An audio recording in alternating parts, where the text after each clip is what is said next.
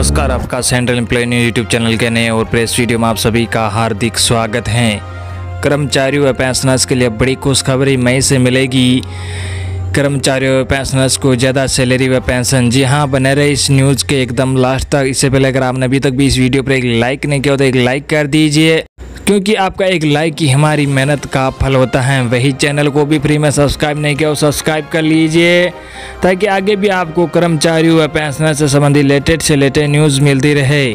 दोस्तों, salary pension की news को जानने से पहले सभी देशवासियों के लिए एक बड़ी खबर आई है, जो आप सभी को जानना बहुत ही ज़रूरी है। जी हाँ, अब केंद्र सरकार लाने जा रही है ऐसी योजना जिससे देश के 67 करोड़ लाभार्थियों को मिलेगा फ़ायदा। वित्त मंत्री निर्मला सीतारमण ने अब one nation one ration card scheme को लेकर भी अहम घोषणा की गई है। पीएम मोदी द्वारा घोषित 20 लाख करोड़ के आर्थिक पैकेज के बारे में गुरुवार को वित्त मंत्री निर्मला सीतारमण ने दूसरी किस्त की जानकारी दी है। इसी दौरान उन्होंने one nation one ration card scheme को लागू करने की घोषणा की।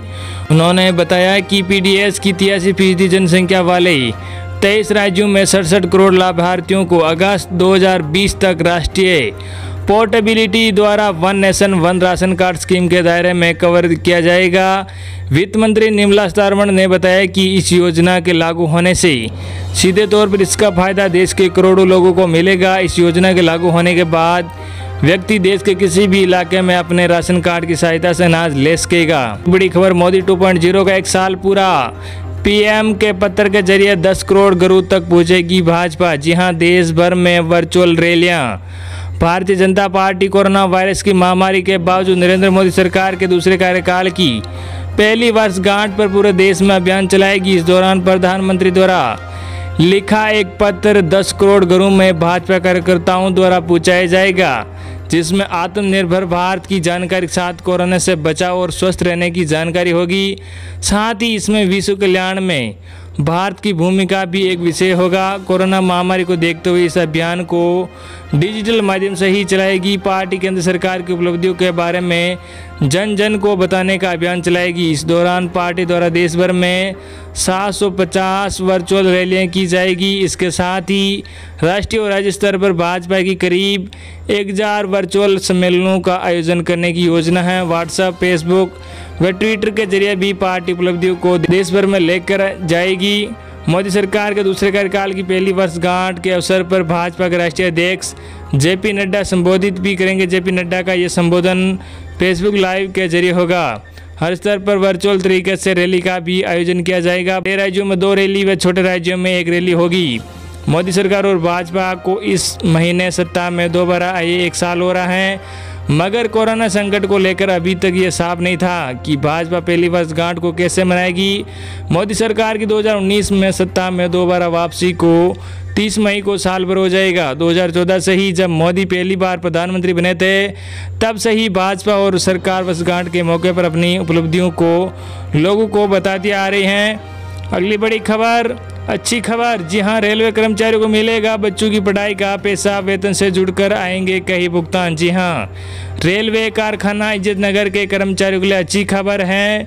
पूर्वोत्तर कर्मचारी संघ की मांग को रेलवे गोरखपुर मुख्यालय ने स्वीकार कर लिया है। जल्द ही लंबित भत्तों का भुगतान इसी महीने होगा। 2 बच्चों की पढ़ाई का पैसा व अन्य इंसेंटिव आदि के भुगतान किए जाएंगे। मुख्यालय ने कर्मचारियों के लिए tuition fees, TA incentive, arrear, leave encashment का वेतन में भुगतान का आदेश दिए हैं। पूर्वोत्तर रेलवे श्रमिक संघ द्वारा कारखाना कर्मचारियों के रुके हुए नियमित भत्तों के भुगतान कराने की मांग की थी। संघ के सहायक महामंत्री JS भदौरिया ने महाप्रबंधक, प्रमुख मुख्य कार्मिक अधिकारी गोरखपुर एवं मुख्य कारखाना प्रबंधक को भुगतान कराए जाने की मांग पत्र भेजे थे, जिसके परिणाम स्वरूप इस माह tuition fees, TA, leave encashment एवं माह फरवरी एवं मार्च का इंसेंटिव एवं 7 वेतन आयोग में बड़े प्रोत्साहन भत्तों का भुगतान किया जाएगा। गोरखपुर मुख्यालय से आदेश मिलने पर कारखाना कार्मिक विभाग इज्जतनगर ने भुगतान से संबंधित समस्त कार्रवाई कर लेखा विभाग को भेज दी है। मार्च में लॉकडाउन के कारण भुगतान वेतन में नहीं जुड़ पाए थे, अब भुगतान हेतु आवश्यक कार्रवाई कर दी गई है। श्रमिक संघ ने कारखाना रेल प्रशासन को कर्मचारी हित में किए गए निर्णय का स्वागत किया है। अगली बड़ी खबर, 6 लाख से अधिक पेंशनर्स को फायदा, महीने से मिलेगी पूरी पेंशन। जी हां, एम्प्लॉयज प्रोविडेंट फंड ऑर्गेनाइजेशन उन लोगों को मई से पूरी पेंशन देना शुरू करेगी जिन्होंने रिटायरमेंट के समय कम्यूटेशन का विकल्प चुना था। कम्यूटेशन का विकल्प पेंशन भोगी को दिया जाता है ताकि अगर वह चाहे तो अपनी मंथली पेंशन का एक हिस्सा रिटायरमेंट के समय एक मुश्त ले ले। 6 लाख से अधिक पेंशन भोगियों का लाभ। जी हाँ, ये विकल्प चुनने वालों को पूरी पेंशन कुछ समय बाद बहाल की जाती है।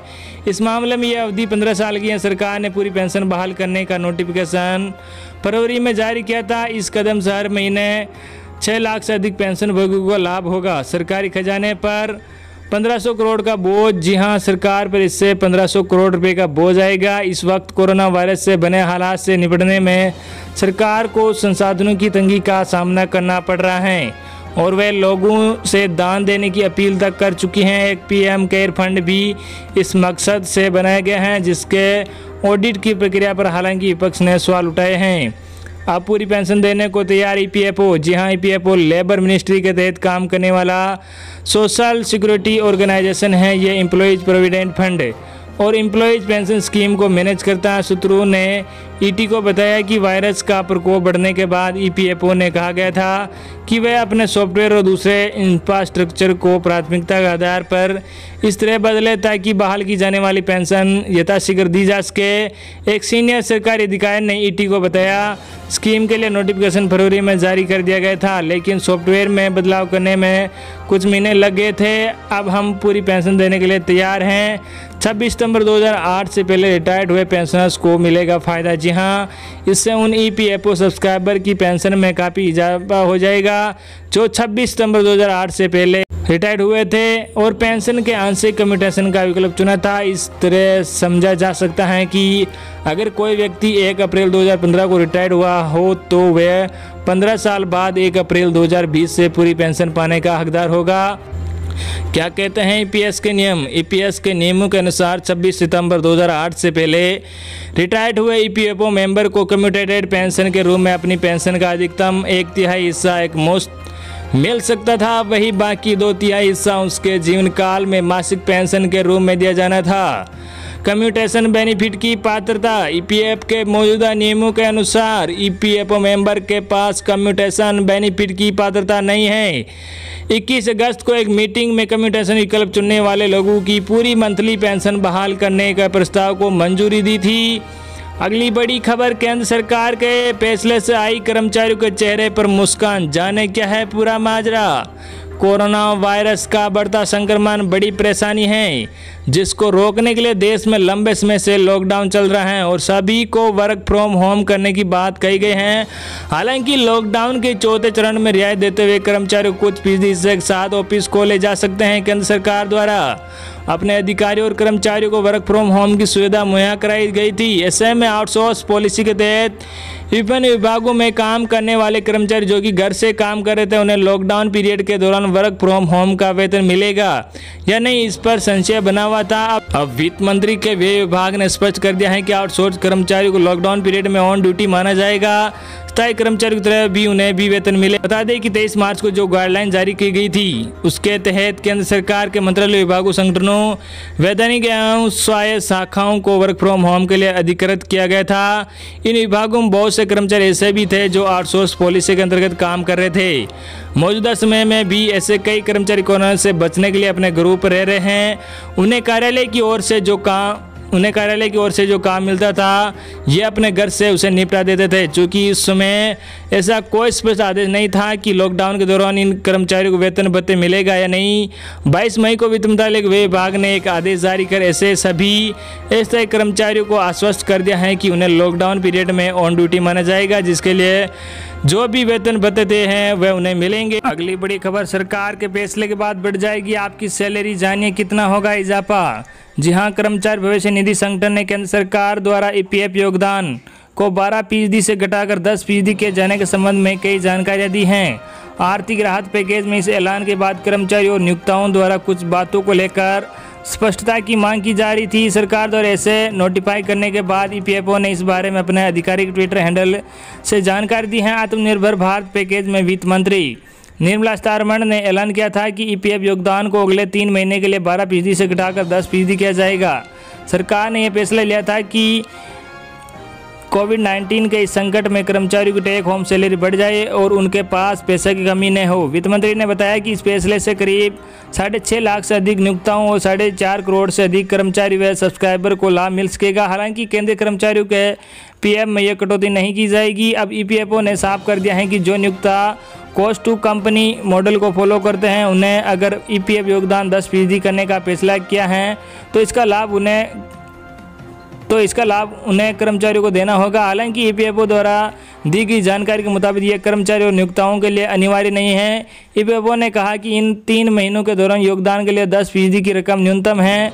कर्मचारी और नियोक्ता दोनों इससे अधिक योगदान कर सकते हैं।